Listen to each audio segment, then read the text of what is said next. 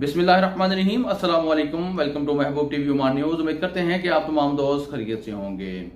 आज की वीडियो में आपको ओमान की ताज़ा तरीन अपडेट से आगाह करेंगे। सबसे पहली खबर है कि बांग्लादेश के वीज़े जज़वी तौर पर ओपन कर दिए गए हैं। कौन कौन से वीज़े बांग्लादेश के ओपन हुए हैं, इस वीडियो के अंदर आपको मुकम्मल तफसील से बताएंगे। इसके अलावा लेबर के लिए जून जुलाई अगस्त में 12:30 से लेकर 3:30 तक जो है वो रेस्ट टाइम कर दिया गया है गर्मी की शिद्दत को देखते हुए।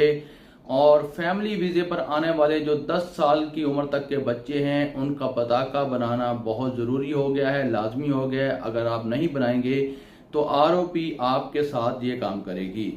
मुकम्मल तफसीलात जानते हैं आगे चलकर वीडियो में। इससे पहले कि आपने यूट्यूब चैनल महबूब टीवी को सब्सक्राइब नहीं किया तो आपसे गुजारिश की जाती है यूट्यूब चैनल महबूब टीवी को सब्सक्राइब करके साथ लगे बेल के आइकन को प्रेस कर लें ताकि हमारी हर आने वाली नई वीडियो का नोटिफिकेशन आपको बर वक्त मिलता रहे।